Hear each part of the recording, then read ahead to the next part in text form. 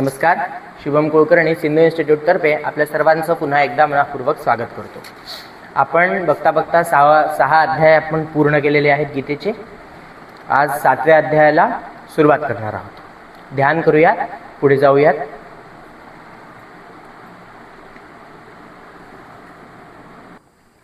अथ ध्यानं शांताकारं भुजगशयनं पद्मनाभं सुरेशं विश्वाधारं गगनसदृशं मेघवर्णं शुभांगं लक्ष्मीकान्तं कमलनयनं योगिभिर्ध्यानगम्यं वन्दे विष्णुं भवभयहरं सर्वलोकैकनाथं.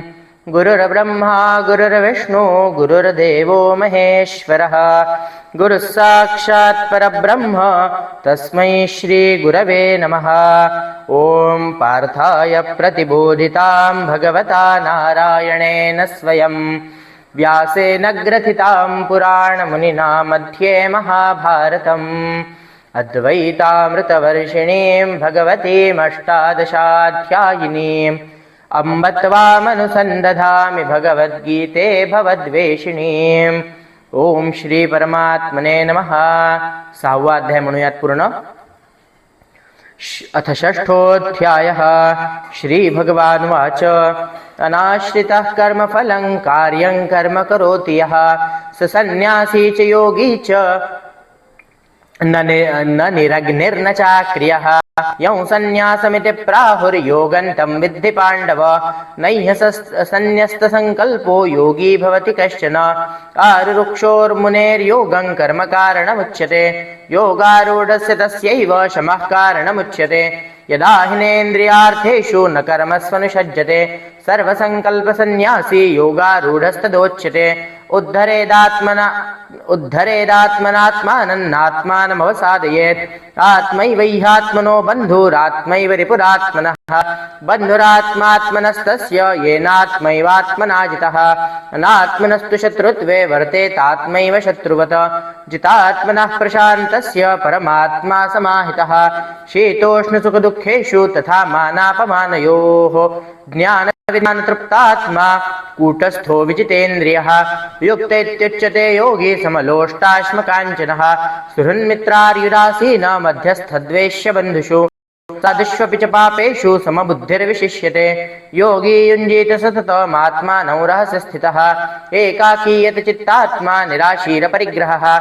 शुचौ देशे प्रतिष्ठाप्य स्थिरमानसमात्मनः.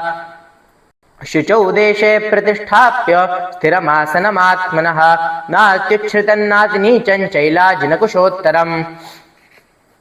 तत्रैकाग्रं मनः कृत्वा यतचित्तेन्द्रियक्रियः उपविश्यासने युञ्ज्याद्योगमात्मविशुद्धये. समङ्काय शिरोग्रीवं धारयन्नचलं स्थिरः. सम्प्रेक्ष्य नासिकाग्रं स्वं दिशश्चानवलोकयन् प्रशान्तात्मा विगतभिर्ब्रह्मचारिव्रते स्थितः. मनः संयम्यमच्चित्तो युक्त आसीत मत्परः. युञ्जन्नेवं सदात्मानं योगी नियतमानसः. शान्तिर्निर्वाणपरमां मत्संस्थामधिगच्छति. नात्यश्नतस्तु योगोऽस्ति न चैकान्तमनश्नतः. न चातिस्वप्नशीलस्य चाग्रतो नैव चार्जुन. युक्ताहारविहारस्य युक्तचेष्टस्य कर्मसु युक्तस्वप्नावबोधस्य योगो भवति दुःखः. यदा विनियतं चित्तमात्मन्येवावतिष्ठते निःस्पृहः सर्वकामेभ्यो युक्त इत्युच्यते सदा. तथा यथा दीपो निवातस्थो नेङ्गते सोमपास्मृता. योगिनो यतचित्तस्य युञ्जतो योगमात्मनः. यत्रोपरमते चिद्धं निरुद्धं योगसेवया. यत्र चैवात्मनात्मानं पश्यन्नात्मनि तुष्यति. सुखमात्यन्तिकं यत्तद्बुद्धिग्राह्यमतीन्द्रियं वेत्ति यत्र न चैवायं स्थितः चलति तत्त्वतः. यं लब्ध्वा चापरं लाभं मन्यते नाधिकं ततः. यस्मिन् स्थितो न दुःखेन गुरुणापि विचाल्यते तं विद्यात् दुःखसंयोगवियोगं योगसंज्ञितं. स निश्चयेन योक्तव्यो योगो निर्विण्णचेतसा. संकल्प प्रभवान् कामांस् त्यक्त्वा सर्वान् शेषतः मनसैवेन्द्रियग्रामं विनियम्य समन्ततः शनैः शनैरुपरमेत् बुद्ध्या धृतिगृहीतया आत्मसंस्थं मनः कृत्वा न किञ्चिदपि चिन्तयेत् यतो यतो निश्चरते मनश्चञ्चलमस्थिरं ततस्ततो नियम्यैतदात्मन्येव वशन्नयेत् प्रशान्तमनसंशयेन योगिनं सुखमुत्तमम् उपैति शान्तरजसं ब्रह्मभूतमकल्मषं युञ्जन्नेवं सदात्मानं योगी विगतकल्मषः सुखेन ब्रह्मसंस्पर्शमत्यन्तं सुखमश्नुते सर्वभूतस्थमात्मानं सर्वभूतानि चात्मनि ईक्षते योगयुक्तात्मा सर्वत्र समदर्शनः यो मां पश्यति सर्वत्र सर्वं च मयि पश्यति तस्याहं न प्रणश्यामि स च मे न प्रणश्यति सर्वभूतस्थितं यो मां भजन्त्येतकत्वमास्थितः सर्वथा वर्तमानोऽपि स योगी मयि वर्तते आत्मौपम्येन सर्वत्र समं पश्यति अर्जुन सुखं वा यदि वा दुःखं स योगी परमो मतः अर्जुन उवाच योऽयं योगस्त्वया प्रोक्तः साम्येन मधुसूदन एतस्याहं न पश्यामि चञ्चलत्वात् स्थितिं स्थिरां चञ्चलं हि मनः कृष्ण प्रमाथि बलवद्धृढं तस्याहं निग्रहं मन्ये वायोरिव सुदुष्करम् श्रीभगवानुवाच असंशयं महाबाहो मनो दुर्निग्रहञ्चलम् अभ्यासेन तु कौन्तेय वैराग्येण च गृह्यते असंयतात्मना योगो दुष्प्राप इति मे मतिः वश्यात्मना तु यतता शक्यो वाप्तुमुपायतः अर्जुन उवाच अयति श्रद्धयोपेतो योगाच्चलितमानसः अप्राप्य योगसंसिद्धिं काङ्गतिं कृष्ण गच्छति कच्चिन्नो भयविभ्रष्टश्चिन्नाभ्रमिव नश्यति अप्रतिष्ठो महाबाहो विमूढो ब्रह्मणः पथि एतन्मे संशयं कृष्ण छेत्तुमर्हस्य शेषतः तदन्यः संशयस्यास्य छेत्ता नैह्युपपद्यते श्रीभगवानुवाच पार्थ नैवेह नामुत्र विनाशस्तस्य विद्यते न हि कल्याणकृत् कश्चित् दुर्गतिं तात गच्छति प्राप्य पुण्यकृतां लोकान् विशित्वा शाश्वती समाः शुचीनां श्रीमताङ्गेः योगभ्रष्टोऽभिजायते अथवा योगिनामेव कुले भवति धीमताम् एतद्धि दुर्लभतरं लोके जन्म यदीदृशं तत्र तं बुद्धिसंयोगं लभते पौर्वदेहिकं यतते च ततो भूय संसिद्धौ नन्दन पूर्वाभ्यासेन तेनैव ह्रियते शवशोऽपि सः जिज्ञासुरपि योगस्य शब्दब्रह्माति वर्तते प्रयत्नाद्यतमानस्तु योगी संशुद्धकिल्बिषः अनेकजन्म संसिद्धस्ततो याति पराङ्गतिम् तपस्विभ्योऽधिको योगी ज्ञानिभ्योऽपि मतोऽधिकः कर्मिभ्यश्चाधिको योगी तस्माद् योगी भवार्जुन योगिनामपि सर्वेषां मद्गतेनान्तरात्मना श्रद्धावान् भजते यो मां समे युक्ततमो मतः ओम तत्सदिति श्रीमद्भगवद्गीतासु उपनिषत्सु ब्रह्मविद्यायां योगशास्त्रे श्रीकृष्णार्जुनसंवादे आत्मसंयमयोगो नाम षष्ठोऽध्यायः।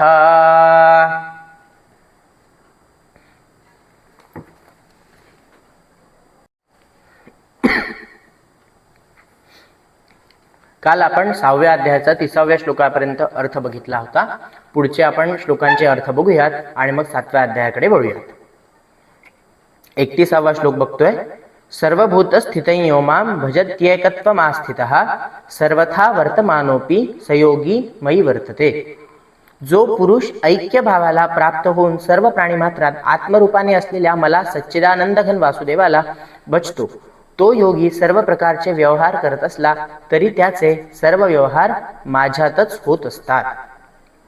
म्हणजे आपण कितीही सगळं मी करतो आहे अशी मीपणाची जरी भावना आपण ठेवत असलो आणि साधारण मनुष्याची ही भावना असते ती जरी कोणी ठेवत असतील तरी श्रीकृष्ण म्हणतात अशी आपली भावना जरी असेल तरी जो मनुष्य मला भजतो तो सच्चिदानंदघन वासुदेवाला भजतो तो योगी सर्व प्रकारचे व्यवहार करीत असला तरी त्याचे सर्व व्यवहार माझ्यातच होत असतात. म्हणजे मीच त्याच्याकडून करवून घेत असतो किंवा माझ्या प्रेरणेनेच तो करत असतो. 32वा श्लोक. हे अर्जुना, जो योगी आपल्याप्रमाणे सर्व प्राणीमात्रांना समभावाने पाहतो तसेच सर्वांमध्ये सुख किंवा दुःख समदृष्टीने पाहतो तो योगी अत्यंत श्रेष्ठ मानला गेला आहे. आपण या आधीच्या श्लोकांमध्ये सुद्धा हे बघितलं आहे की समभाव ठेवणारा योगी हा सर्वश्रेष्ठ मानलेला आहे. त्यानंतर अर्जुनाचा प्रश्न आहे. अर्जुन म्हणाला, हे मधुसूदना, जो हा समभावाचा योग तुम्ही सांगितलात तो मन चंचल असल्यामुळे नित्य स्थिर राहील असे मला वाटत नाही. कारण हे श्रीकृष्णा, हे मन मोठे चंचल, शोभविणारे, मोठे दृढ आणि बलवान आहे. त्यामुळे त्याला वश करणे मी वाऱ्याला अडवण्याप्रमाणेच अत्यंत कठीण समजतो. आणि ही परिस्थिती आपण वारंवार सर्वजण अनुभवत असतो. आपलं मन हे आपल्या ताब्यात राहत नसतं. आणि तेच अर्जुनाने अत्यंत सुंदर उदाहरण देऊन म्हटलं आहे, ते बलवान आहे की वाऱ्याला अडवण्याचा प्रयत्न जसा व्यर्थ असतो त्याचप्रमाणे ते मनाला आवरणे सुद्धा अत्यंत कठीण आहे. आणि तुम्ही जो हा योग सांगितला समभावाचा, समदृष्टीचा, तो प्राप्त करण्यासाठी मनावर नियंत्रण असणे अतिशय आवश्यक आहे. 35वा श्लोक. श्री भगवंत म्हणतात, हे महाबाहो, मन चंचल आणि आवरण हे यात शंका नाही, परंतु कुंतीपुत्र अर्जुना ते अभ्यासाने आणि वैराग्याने ताब्यात येते. आता अभ्यासाने म्हणजे कसे ते आपल्याला पुढच्या अध्यायांमध्ये लक्षात येणार आहे. परंतु सतत तीच गोष्ट करणे यालाही आपण अभ्यास म्हणू शकतो, की मनाला आवरण्याचा प्रयत्न हा वारंवार स्वतः करणे. आपण जर चुकलो तर प्रत्येक वेळेस आपल्याच मनात तो पश्चाताप आला पाहिजे की हो, मी या ठिकाणी चुकलो, माझ्या हातून हे घडायला नको होतं, माझ्या हातून हे घडायला नको होतं, मी हे करायला नको होतं. या गोष्टी जर आपण सतत करत राहिलो तर याच अभ्यासाने आणि वैराग्याने मन हे आपलं ताब्यात येऊ शकतं. 36वा श्लोक. ज्याने मनावर ताबा मिळवला नाही अशा पुरुषाला योग साधणे कठीण आहे, आणि ज्याचे मन ताब्यात ठेवले आहे अशा प्रयत्नशील माणसाला साधनेने तो प्राप्त होणे शक्य आहे, असे माझे मत आहे. म्हणजे जर योग साधायचा असेल तर सर्वात आधी आपलं मन हे आपल्या ताब्यात राहणं आवश्यक आहे. अर्जुन म्हणतो, हे कृष्णा, जो योगावर श्रद्धणारा आहे परंतु संयमी नसल्यामुळे ज्याचे मन अंतकाळी योगापासून विचलित झाले आहे, असा साधक योग सिद्धीला म्हणजे भगवत साक्षात्काराला प्राप्त न होता कोणत्या गतीला जातो. म्हणजे आपण बरेच लोकही बघू शकतो, किंवा आपलंही जर उदाहरण घेतलं, एका विशिष्ट परिस्थितीत आपण खूप काही ठरवून टाकतो की मी हे करेल, असं करेल, तसं करेल, आणि जशी जशी परिस्थिती समोर होत जाते तसे तसे आपण त्यापासून दूर हटत जातो. तर अशा प्रकारचा जो अंतकाळी योगापासून विचलित झालेला, म्हणजे जेव्हा वेळ येते तेव्हा माणूस त्या ठिकाणी नसतो किंवा त्यातून परावृत्त झालेला असतो, असा मनुष्य कुठल्या गतीला जातो. हे बाहो, भगवत प्राप्तीच्या मार्गात मोहित झालेला व आश्रयरहित असलेला पुरुष छिन्न विछिन्न ढगाप्रमाणे दोन्हीकडून भ्रष्ट होऊन नाश तर नाही ना पावत, असा अर्जुनाचा प्रश्न आहे. हे श्रीकृष्णा, हा माझा संशय तुम्हीच पूर्णपणे नाहीसा करू शकाल, कारण तुमच्याशिवाय दुसरा संशय दूर करणारा मिळण्याचा संभव नाही. त्यावर श्रीकृष्ण म्हणतायत, 40वा श्लोक बघतोय आपण. पार्थ नैवेह नामुत्र विनाशस्तस्य विद्यते नै कल्याणकृत कश्चित दुर्गतीन तात गच्छति. श्री भगवान म्हणतात, हे पार्था, त्या पुरुषाचा इहलोकातही नाश नाही व परलोकातही नाही. कारण बाबा रे, आत्मोद्धारासाठी अर्थात भगवत प्राप्तीसाठी कर्म करणारा कोणताही मनुष्य अधोगतीला जात नाही. म्हणजे एखादा मनुष्य प्रयत्नरतही असला आणि तो मधातूनच जर परावृत्त होत असेल किंवा कुठल्याही संकटाने तो त्या गोष्टीपासून दूर जात असेल, त्यांनी प्रयत्न सुरू केले होते, त्यामुळे भगवत प्राप्तीसाठी कर्म त्यांनी केलेलं होतं, आणि अशा प्रकारे कर्म करणारा कुठलाही अधोगतीला जात नाही. 41वा श्लोक बघतोय. योगभ्रष्ट पुरुष पुण्यवानांना मिळणाऱ्या लोकांना अर्थात स्वर्गादी उत्तम लोकांना जाऊन तेथे पुष्कळ वर्षे राहून नंतर शुद्ध आचरण असणाऱ्या श्रीमंतांच्या घरात जन्म घेतो. योग्याची ही जी स्थिती आहे ती जन्म मरणाच्या पलीकडची आहे. म्हणजे एकदा त्यांनी जन्म घेतला आणि तो जर मनुष्य, तो आत्मा त्या जर स्थितीला पोचला तर त्याला वारंवार या जन्म मरणाच्या चक्रात येण्याची आवश्यकता पडत नाही. परंतु जो मधातूनच ह्या सगळ्या गोष्टी सोडतो, जो पुरुष योग भ्रष्ट होतो, तो पुण्यवानांना मिळणाऱ्या लोकात अर्थात स्वर्गादी उत्तम लोकांना जाऊन तेथे पुष्कळ वर्षे राहून, म्हणजे तो स्वर्गात जातो, तिथे सुखांचा उपभोग घेतो, आणि कधी ना कधी ते संपणारं असल्यामुळे तो अशा लोकात जातो आणि तिथून मग श्रीमंतांच्या घरात जन्म घेतो. किंवा वैराग्यशील पुरुष त्या लोकात न जाता ज्ञानी योग्यांच्याच कुळात जन्म घेतो. परंतु या प्रकारचा जो हा जन्म आहे तो या जगात निसंशय अत्यंत दुर्मिळ आहे. जो योगभ्रष्ट झालेला पुरुष आहे त्याचाही जो पुढे जन्म होतो तो मिळणे सुद्धा अत्यंत दुर्मिळ आहे. जो वैराग्यशील पुरुष आहे तो योग्यांच्या घरी जन्म घेतो, आणि जो सुखोपभोगी पुरुष असतो त्याला श्रीमंतांच्या घरात जन्म मिळतो, असं आपण या 2 श्लोकांवरून म्हणू शकतो. 43वा श्लोक. तेथे त्या पहिल्या शरीरात संग्रह केलेल्या बुद्धी संयोगाला म्हणजे समत्व बुद्धिरूप योगाच्या संस्कारांना अनायासे प्राप्त होतो, आणि हे कुरुनंदना, त्यांच्या प्रभावाने तो पुन्हा परमात्मा प्राप्तिरूप सिद्धीसाठी पूर्वीपेक्षा अधिक प्रयत्न करतो. म्हणजे आपोआप भगवंताच्या कृपेने त्याला तसं वातावरण मिळतं की तो त्याचं ध्येय गाठण्यासाठी, जे मागच्या जन्मी त्याचं अर्धवट सुटलेलं आहे ते या जन्मी पूर्णत्वास नेण्यासाठी त्याला तशाच प्रकारचं वातावरण भगवंत प्राप्त करून देत असतो किंवा त्याचा त्या वातावरणात जन्म होतो. तो श्रीमंतांच्या घरात जन्म घेणारा योगभ्रष्ट पराधीन असला तरी त्या पहिल्या जन्मीच्या अभ्यासामुळे निशंकपणे भगवंताकडे आकर्षिला जातो. तसेच समबुद्धिरूप योगाचा जिज्ञासू देखील वेदांनी सांगितलेल्या सकाम कर्मांच्या फळांना ओलांडून जातो. म्हणजे तो जरी योगभ्रष्ट पुरुष या जन्मात राहिला असेल तरी पुढच्या काही जन्मांमध्ये तो स्वतःचा कल्याणाचा मार्ग मोकळा करून घेऊ शकतो, असं आपण इथे बघतोय. श्लोक. परंतु प्रयत्नपूर्वक अभ्यास करणारा योगी तर मागील अनेक जन्मांच्या संस्कारांच्या जोरावर याच जन्मात पूर्ण सिद्धी मिळवून सर्व पापांपासून मुक्त होऊन तात्काळ परमगतीला प्राप्त होतो. जो प्रयत्नपूर्वक ह्या सगळ्या गोष्टी, हा अभ्यास, जसं म्हटलं की रोज रोज त्याच गोष्टी करत राहतो, त्या गोष्टीसाठी अतिशय प्रयत्नरत असतो, तो या एकाच जन्मात सर्व पापांपासून मुक्त होऊन तत्काळ परमगतीला, म्हणजे जन्म मृत्यूच्या फेऱ्यातून मुक्त होऊन परमगतीला प्राप्त होतो. 46वा श्लोक. तपस्व्यांहून योगी श्रेष्ठ आहे, शास्त्रज्ञांहून तो श्रेष्ठ मानला गेला आहे आणि सकाम कर्मे करणाऱ्यांहूनही योगी श्रेष्ठ आहे. म्हणून हे अर्जुना, तू योगी हो. योगी हा शब्द कोणाकोणापासून श्रेष्ठ म्हणताय श्रीकृष्ण? तपस्व्यांहूनही हे योगी श्रेष्ठ, शास्त्रज्ञान्यांवरूनही, जे शास्त्राचे जाणकार आहेत अशावरूनही तो श्रेष्ठ आहे, आणि सकाम कर्मे करणाऱ्या, जे फळाची अपेक्षा ठेवून कुठले तरी कार्य करतात असे सकाम कर्मे करणाऱ्यांहूनही योगी हा श्रेष्ठ मानला गेला. शेवटचा श्लोक. सर्व योग्यातही जो श्रद्धावान योगी माझ्या ठिकाणी अंतरात्म्याला स्थापन करून मला अखंड भजतो, तो योगी मला सर्वात श्रेष्ठ वाटतो. आणि योग्यांमध्येही जर कोणी श्रेष्ठ असेल तर श्रद्धावान योगी माझ्या ठिकाणी अंतरात्म्याला स्थापन करून अखंड बसतो, जो अखंड नामस्मरण करतो, स्वतःच्या आत्म्यातच तो परमात्म्याचं दर्शन घेतो, असा योगी सुद्धा सर्वात श्रेष्ठ मानला गेला आहे. अशा प्रकारे 6वा अध्याय संपलेला आहे. आपण 7व्या अध्यायाकडे वळत आहोत.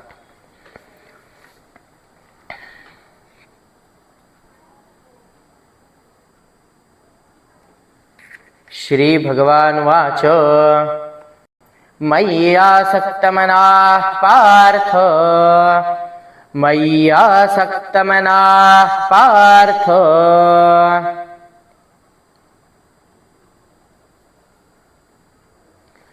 मय्यासक्तमनाः पार्थ,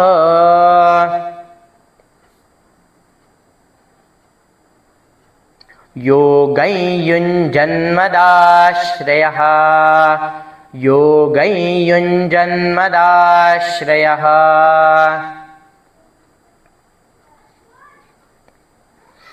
योगैयुञ्जन्मदाश्रयः,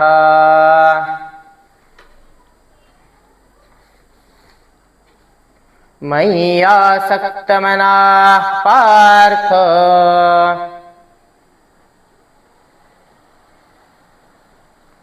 मय्यासक्तमनाः पार्थ, योगैयुञ्जन्मदाश्रयः, योगैयुञ्जन्मदाश्रयः,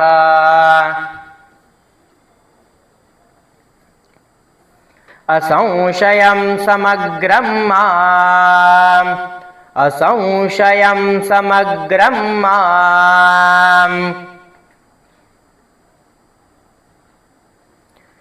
असंशयं समग्रं माम्,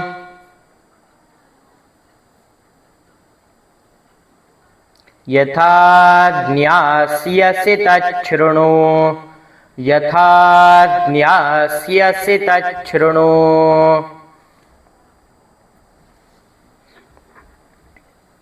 यथा ज्ञास्यसि तच्छृणु,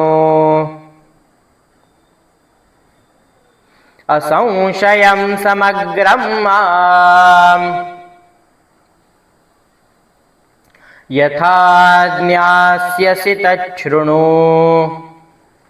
मय्यासक्तमनाः पार्थ, मय्यासक्तमनाः मनाः पार्थ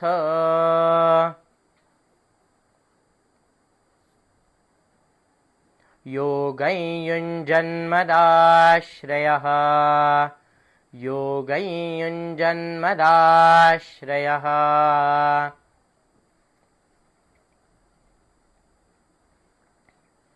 मय्यासक्तमनाः पार्थ योगं युञ्जन्मदाश्रयः असंशयं समग्रं माम् यथा ज्ञास्यसि तच्छृणु मय्यासक्तमनाः पार्थ योगं युञ्जन्मदाश्रयः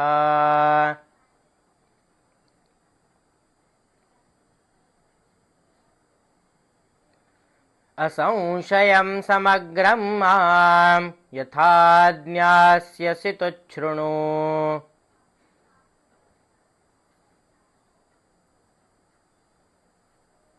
आता आपण जोडून म्हणणार आहोत तेव्हा असंशयम समग्रम माय असं आपल्याला म्हणायचं यचा उच्चार असल्यामुळे मय्यासक्तमनाः पार्थ योगं युञ्जन्मदाश्रयः असंशयं समग्रं माय यथा ज्ञास्यसि तच्छृणु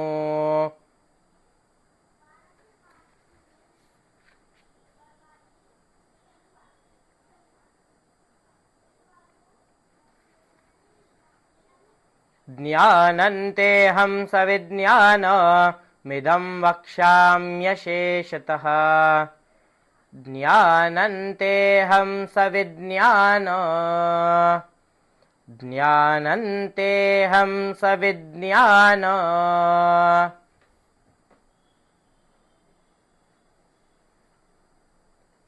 ज्ञानन्तेऽहं सविज्ञान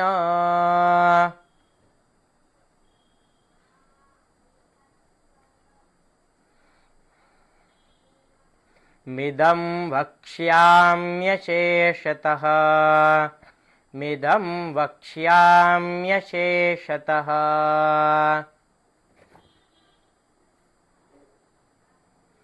मिदं वक्ष्याम्यशेषतः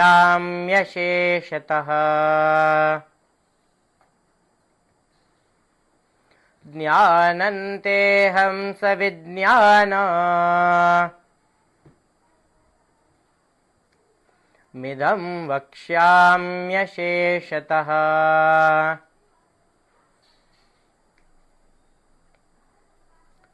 यज्ज्ञात्वा नेह भूयोऽन्यत् यज्ज्ञात्वा नेह भूयोऽन्यत्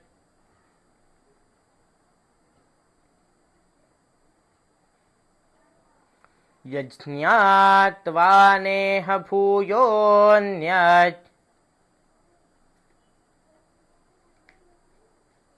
यज आणि ज्ञात्वा आपण वेगळे म्हणण्याचा प्रयत्न केला तरी उच्चारण सहज येईल यज्ज्ञात्वा नेह भूयोऽन्यत्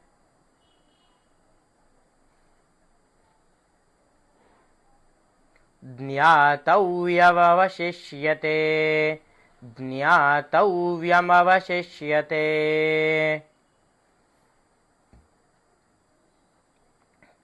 ज्ञातव्यमवशिष्यते यज्ज्ञात्वा नेह भूयोऽन्यत्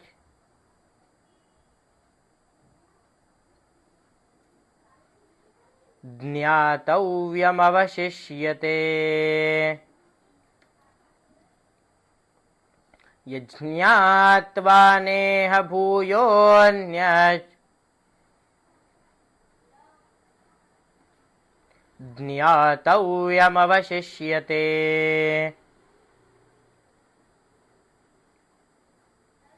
ज्ञानन्तेऽहं सविज्ञान मिदं वक्ष्याम्यशेषतः यज्ञात्वा नेह भूयोऽन्यत् ज्ञातव्यमवशिष्यते।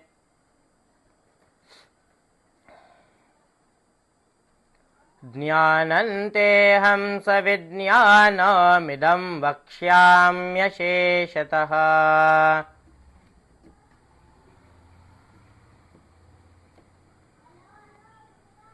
यज्ञात्वा नेह भूयोऽन्यज्ञातव्यमवशिष्यते।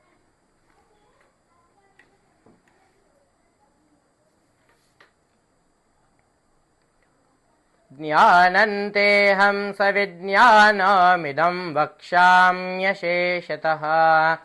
यज्ञात्वा नेह भूयोऽन्यज्ञातव्यमवशिष्यते।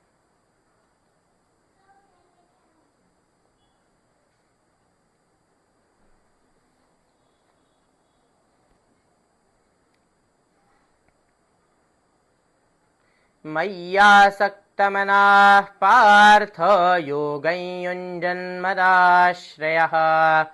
असंशयं समग्रं मां यथा ज्ञास्यसि तच्छृणु।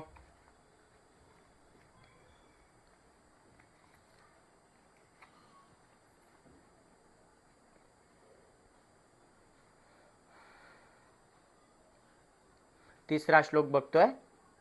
मनुष्याणां सहस्रेषु मनुष्याणां सहस्रेषु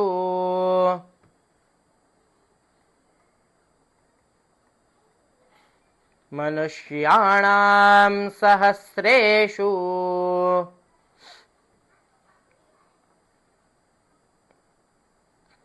कश्चिद्यतति सिद्धये कश्चिद्यतति सिद्धये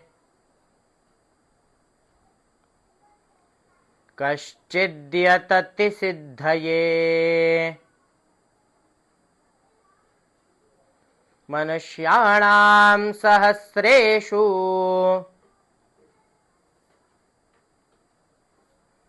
कश्चिद्यतति सिद्धये।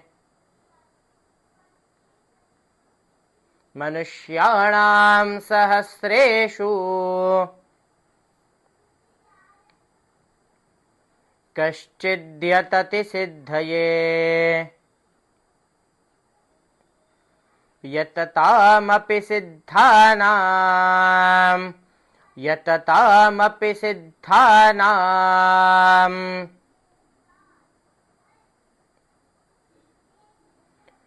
यततामपि सिद्धानां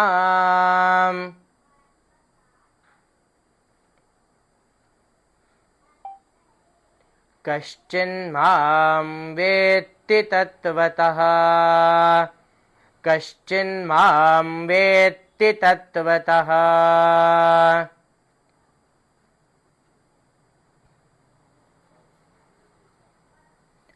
कश्चिन्मां वेत्ति तत्त्वतः।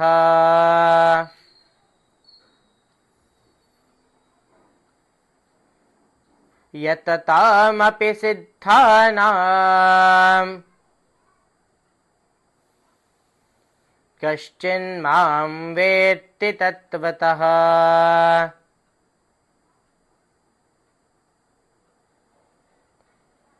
यततामपि सिद्धानां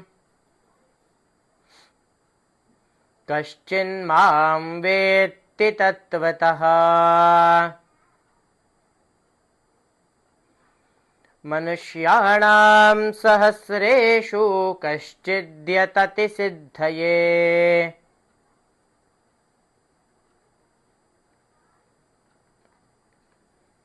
यततामपि सिद्धानां कश्चिन्मां वेत्ति तत्त्वतः।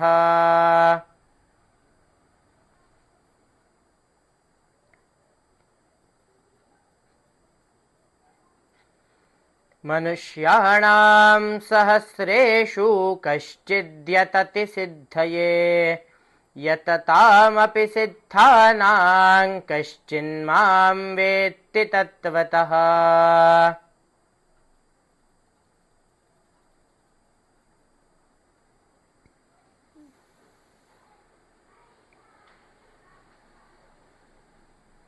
ज्ञानन्तेऽहं सविज्ञानमिदं वक्ष्याम्यशेषतः। यज्ञात्वा नेह भूयोऽन्यज्ञातव्यमवशिष्यते।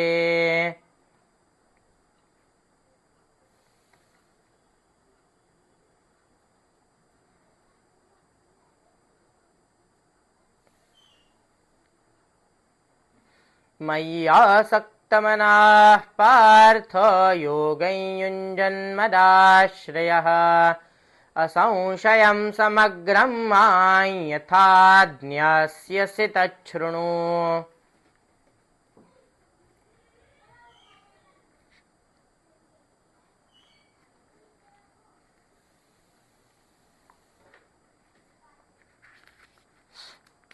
चौथा श्लोक बघतोय आपण. भूमिरापो नलो वायुः, भूमिरापो नलो वायुः,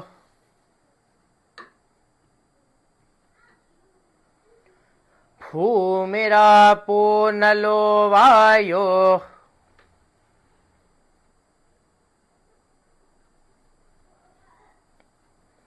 खं मनो बुद्धिरेव च, खं मनो बुद्धिरेव च।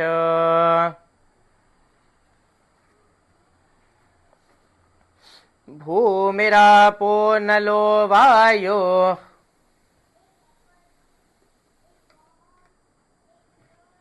खं मनो बुद्धिरेव च।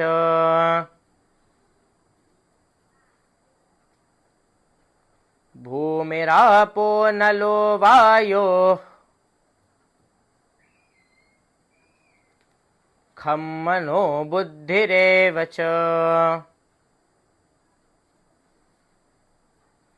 अहंकार इतीयं मे, अहंकार इतीयं मे,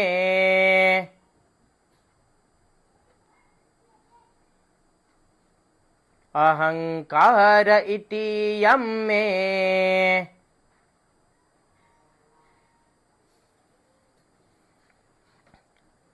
भिन्ना प्रकृतिरष्टधा, भिन्ना प्रकृतिरष्टधा।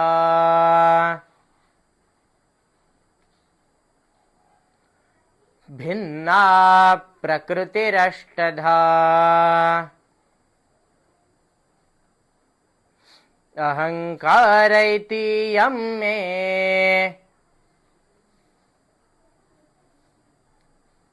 भिन्ना प्रकृतिरष्टधा।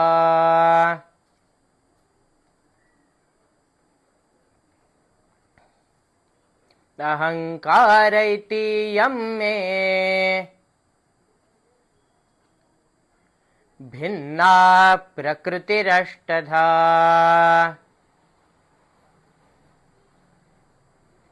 भूमिरापो नलो वायुः, खं मनो बुद्धिरेव च।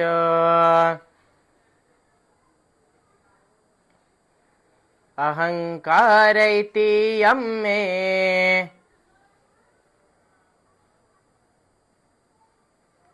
भिन्ना प्रकृतिरष्टधा।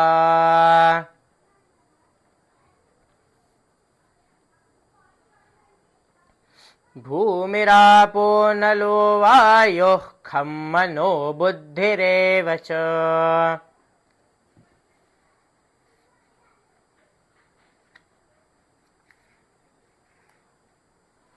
अहंकार इतीयं मे, भिन्ना प्रकृतिरष्टधा।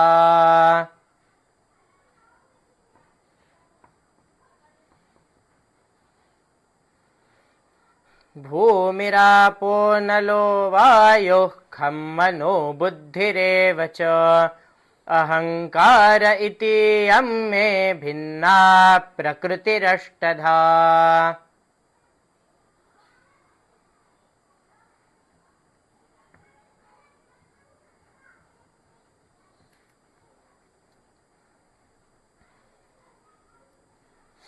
मनुष्याणां सहस्रेषु कश्चिद्यतति सिद्धये यततामपि सिद्धानां कश्चिन्मां वेत्ति तत्त्वतः।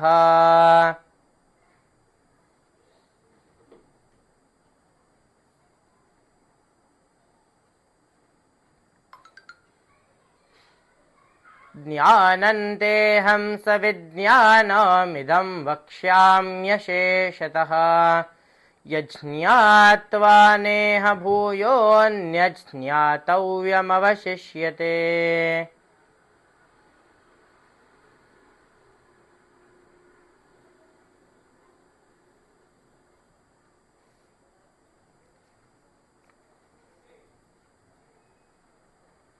मय्यासक्तमनाः पार्थ योगं युञ्जन्मदाश्रयः असंशयं समग्रं मां यथा ज्ञास्यसि तच्छृणु।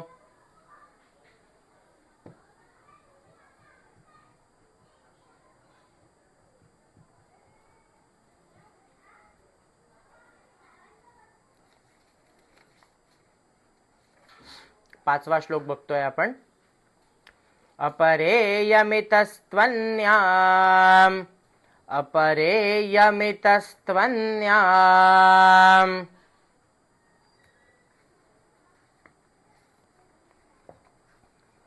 अपरेयमितस्त्वन्याम्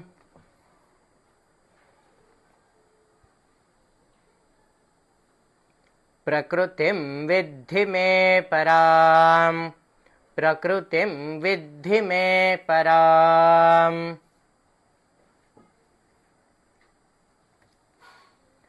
अपरेयमितस्त्वन्याम् प्रकृतिं विद्धि मे पराम्।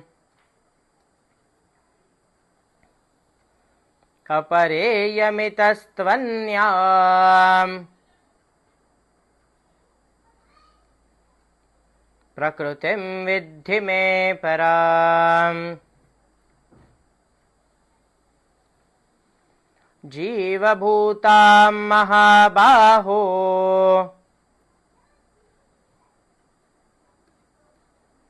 जीवभूतां महाबाहो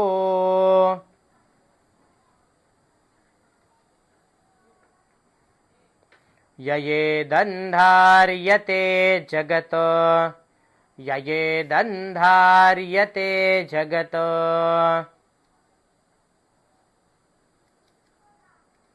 जीवभूतां महाबाहो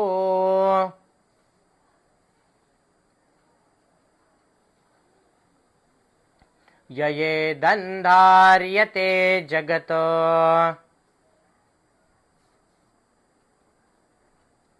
जीवभूतां महाबाहो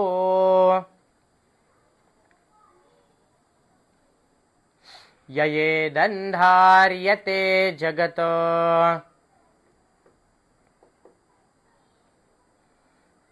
अपरेयमितस्त्वन्याम्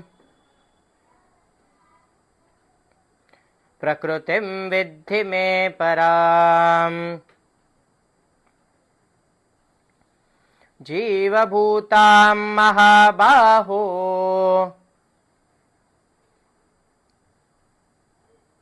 ययेदन्धार्यते जगत्।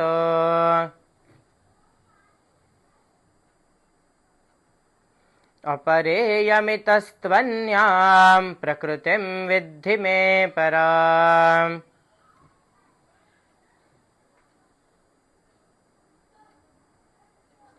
जीवभूतां महाबाहो ययेदन्धार्यते जगत्।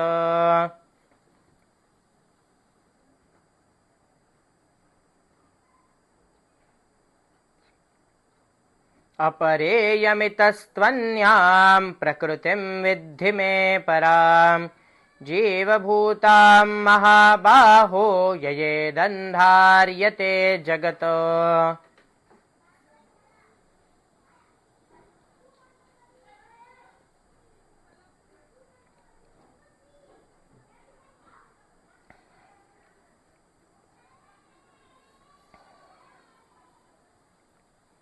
भूमिरापो नलो वायुः खं मनो बुद्धिरेव च अहंकार इतीयं मे भिन्ना प्रकृतिरष्टधा।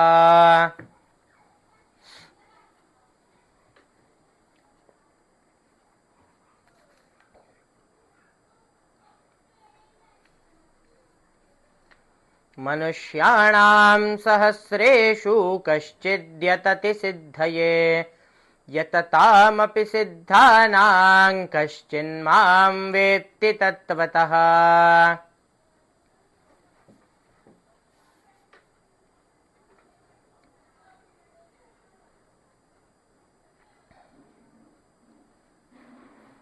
ज्ञानन्तेऽहं सविज्ञानमिदं वक्ष्याम्यशेषतः यज्ज्ञात्वा नेह भूयोऽन्यज्ज्ञातव्यमवशिष्यते।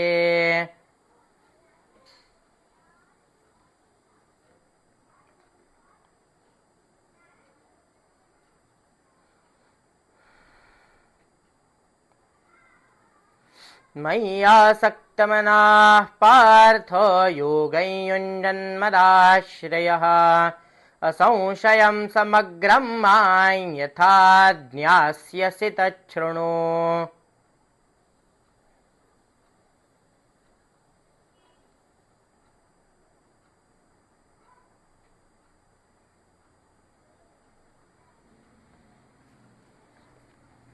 आज आपले 7व्या अध्यायाचे 5 श्लोक झालेले आहेत.